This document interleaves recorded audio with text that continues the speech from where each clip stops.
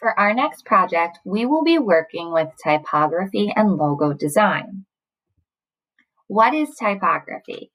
It is the style of appearance of text, also known as the art of working with text. There are a few common type of fonts that you've probably seen, whether working in a Google Doc or a Google Slides assignment. Serif, as you can see here, is classic. It's very traditional looking. Usually this is found in magazines or newspapers. A serif refers to the little line that appears underneath or part of these letters. Sans serif, or without serif, is easier to read on computer screens. It's nice and clean, and it does not contain any of those lines or serifs. Display fonts.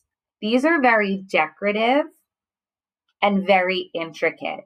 These are mostly used for titles or headers.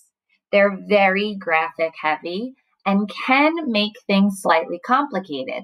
That's why when using a font like this, you want to keep it simple and keep it restricted.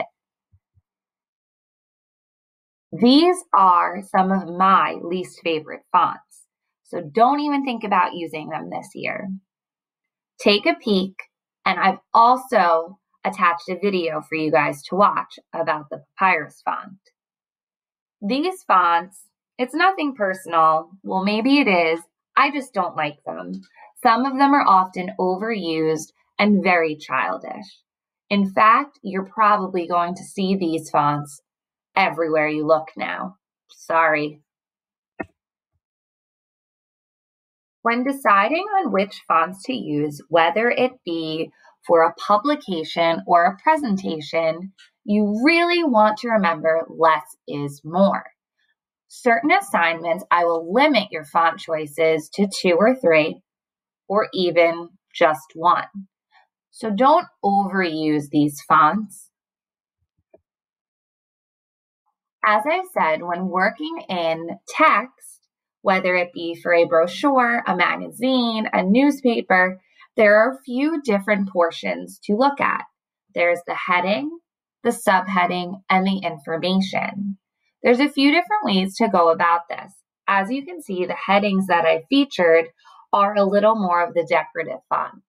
Subheading also draws your attention, but is slightly different from the heading and not as distracting or decorative. And the information and text is in a simple, clean font that's easy to read, as this information should be easy to read. That's the purpose. Opposites attract. What does this mean? Just look at this. All I've done is take one sans serif font and make one side bold, and it actually complements the other. Sometimes, even though I did say less is more, things that are opposite or contrast work very well together when it comes to typography. For today's assignment, we're going to look for 4 different logos. One that uses the serif type, second that uses a sans serif type, a third logo that is based on a decorative type, and for your 4th logo, try and find one that includes some from my least favorite font list. Glue these into your sketchbook and make sure you upload a photo of this page to receive credit for this assignment.